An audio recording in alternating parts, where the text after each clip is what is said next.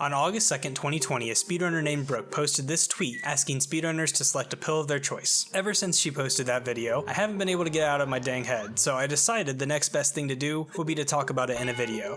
So that's just what I'm doing.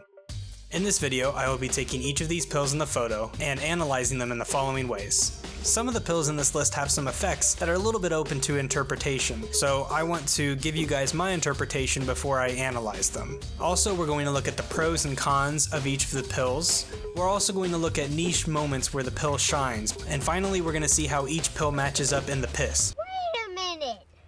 Who are you? Oh, me? My name is Hum. I'm just a nobody speedrunner who still isn't in the top 5 of his speed game of choice, despite running it for almost 6 years. This means that this is all in good fun, and this is all just my silly little opinion, so if yours differs, that's actually great.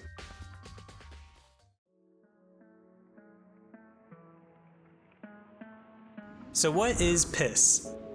The Pills in Speedrunning Simulator is a hypothetical game which has the following criteria. The PISS currently has a world record of about 1 hour and a leaderboard of about 150 runners. There are several frame perfect tricks throughout, and some frame perfect tricks that are only technically viable for ILs, so they are not currently being done in the actual world record. There's a complex route with a decently high learning curve and a very high skill ceiling. The game is 60 FPS with a few mashing sections that can be mashed through up to 30 Hz. So basically what that means is every other frame can be mashed in order to speed up those sections. There's a super difficult trick at the end of the run that is task only currently and saves 15 seconds. And finally, there's a spattering of RNG throughout. All RNG scenarios are manageable, but there are ideal luck scenarios that save 1 or 2 seconds over the course of the run. Now I know this isn't the perfect representation for the average speed game, particularly because I came up with it in maybe about 5 minutes, but I think it will serve its purpose well enough for this video. Alright, and with that being said, let's get into the pills. Let's start talking.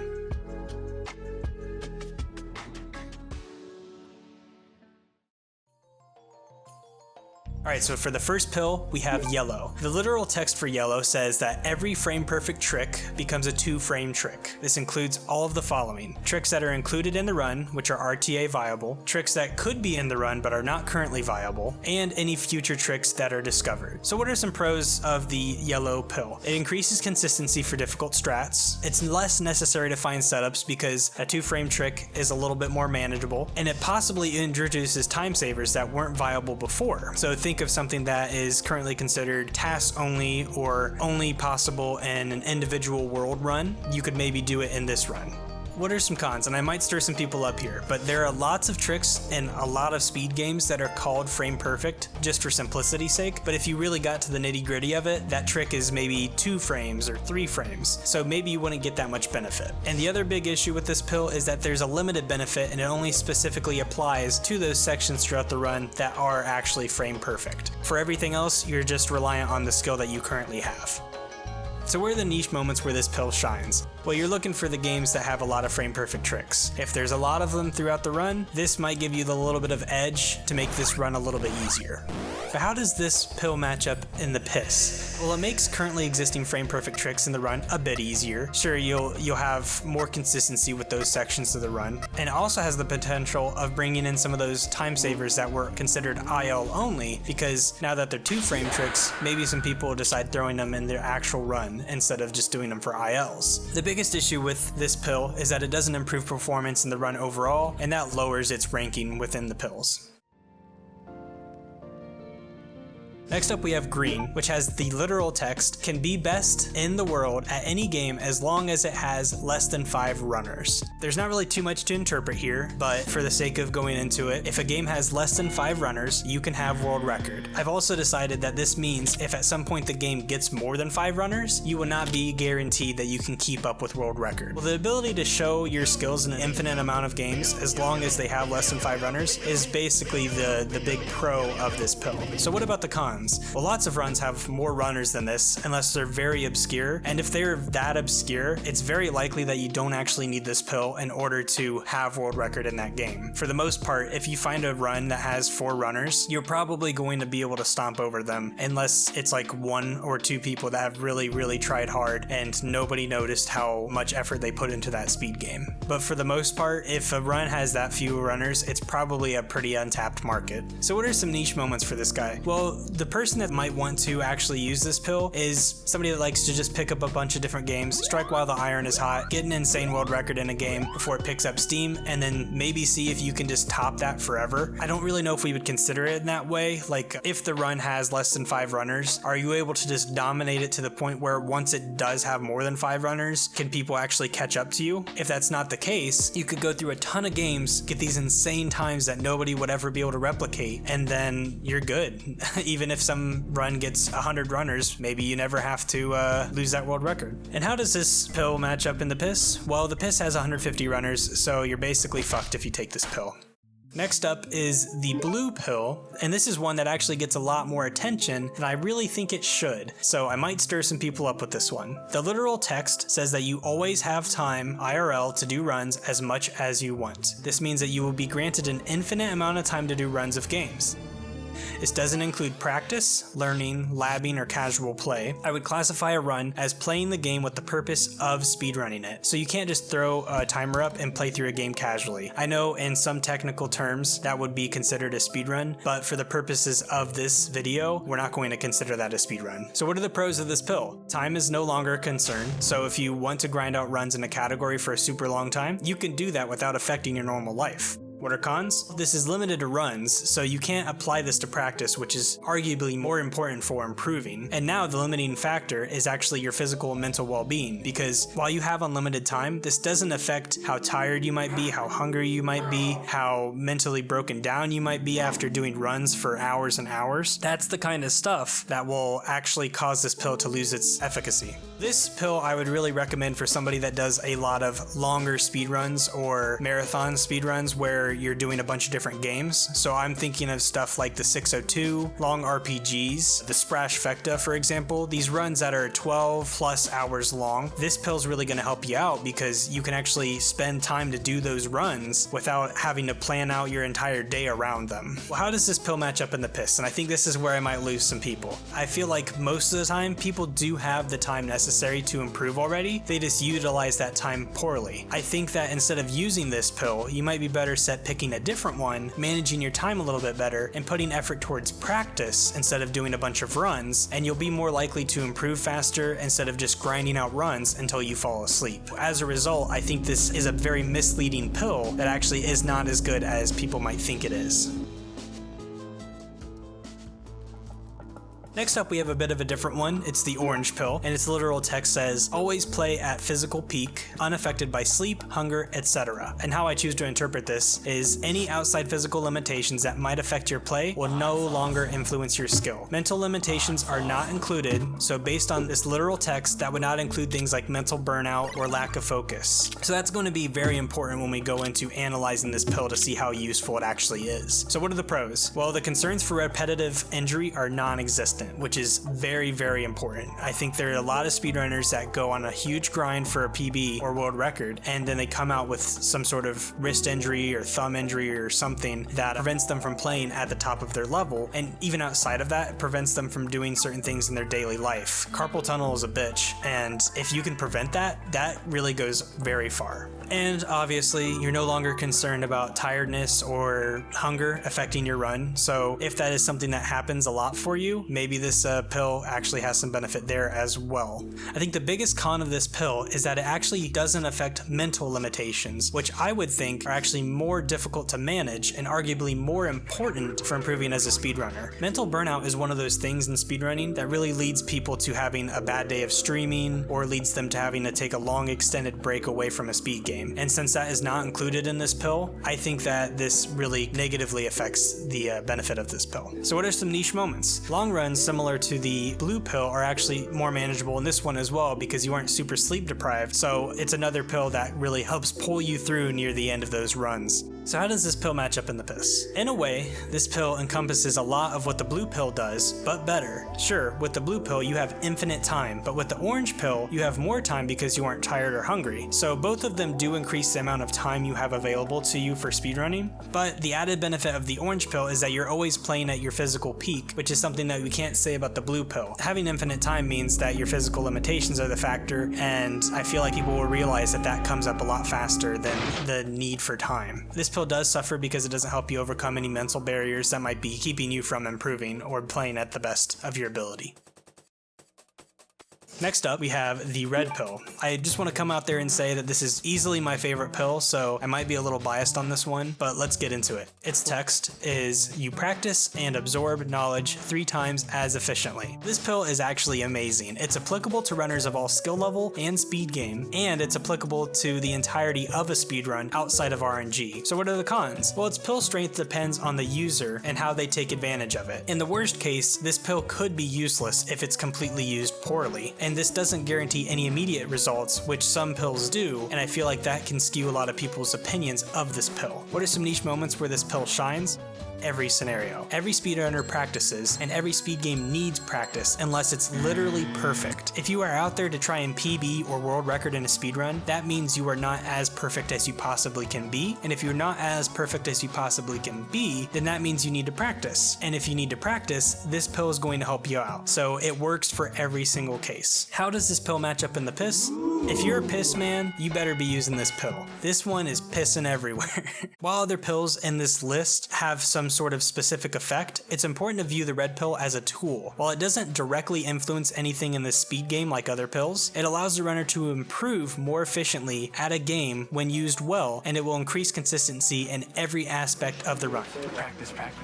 Let's take it to an extreme and take the 10,000 hour rule for mastering a skill. If you don't know what this is already, there is this theory, rule, whatever you want to call it, that it takes 10,000 hours to master any skill. So with this pill, that requirement is technically cut down to about 3,333 hours. That is insane. That is so much time that can be used to further improve. Now, I have to say that the nature of it doing nothing on its own is its biggest downside. This places emphasis on the user to actually take advantage of this tool to use it to the best of its ability. At its worst case, this could be the worst pill. At its best, this pill is way better than any of the other pills in this list.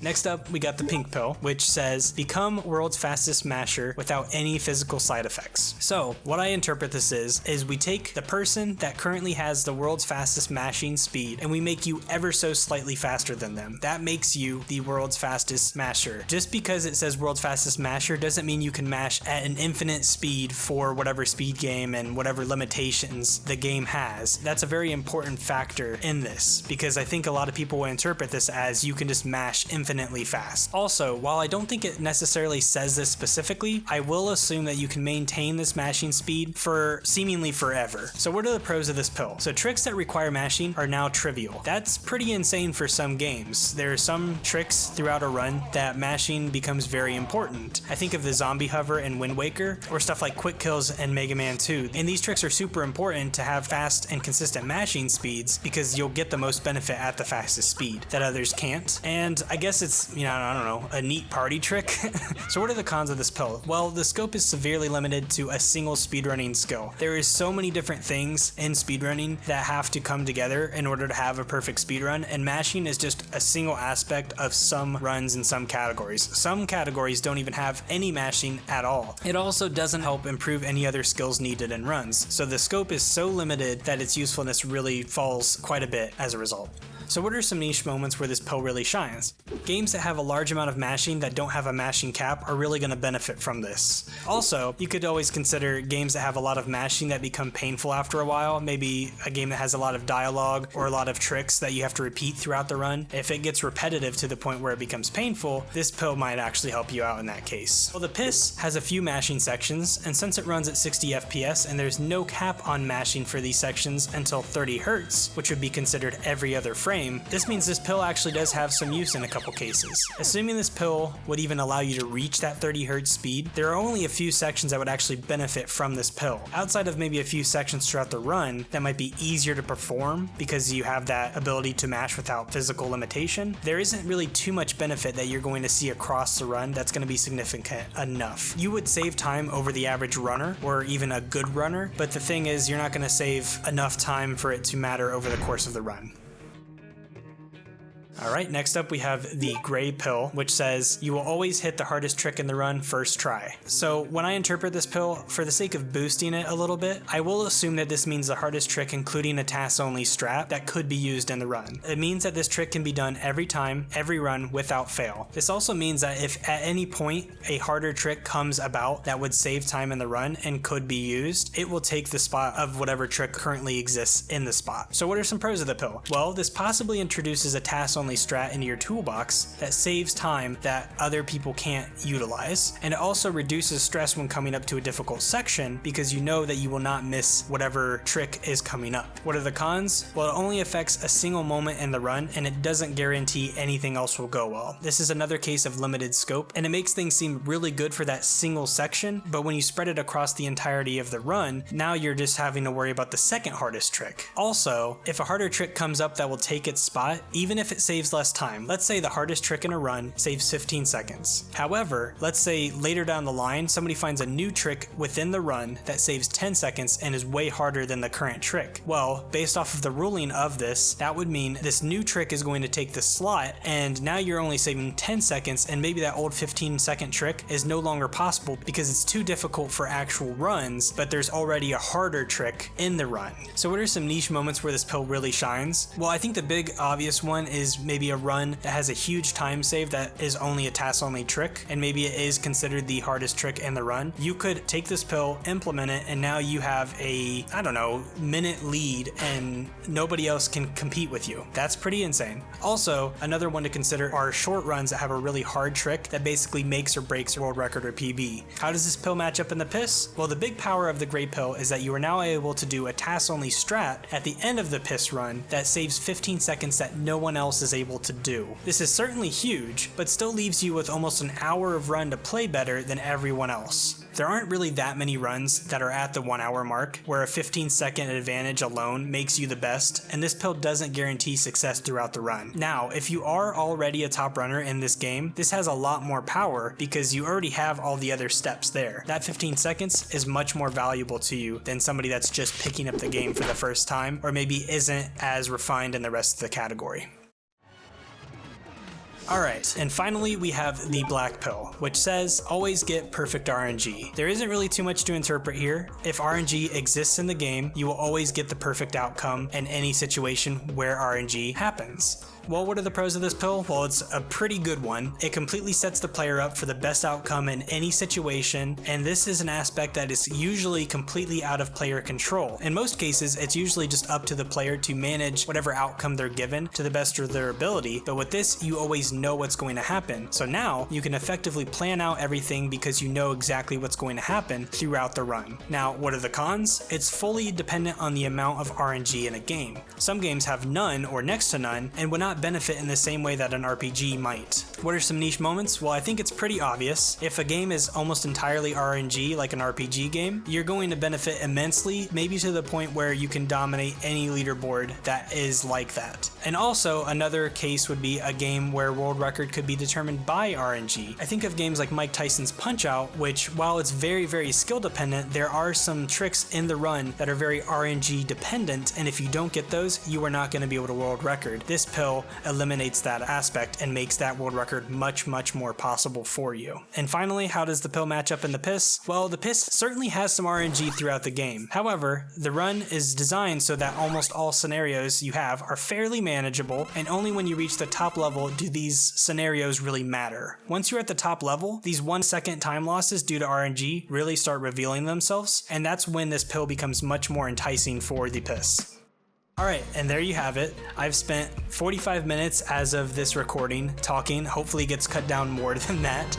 Again, at the end of the day, this is all my interpretation of this, and it's all in good fun, and I had a lot of fun talking about this stuff because it's fun to think about this stuff. But yeah, that's gonna do it for the video. If you guys have any discourse with this, I love it, so please talk to me about it. I really enjoy this aspect, and I really enjoy this concept, so I would love to chat with people about this. Don't worry about liking the video. I already took care of that when I uploaded it, so I think that part's taken care of. This might be the only video I ever make, or it might be the start of many. I have no idea. I'm very bad at judging myself. So if you enjoyed this, thank you so much for watching and have a good rest of your day. God damn, I can't believe I fucking just did that. How am I gonna cut this down into something that's manageable? Oh my god.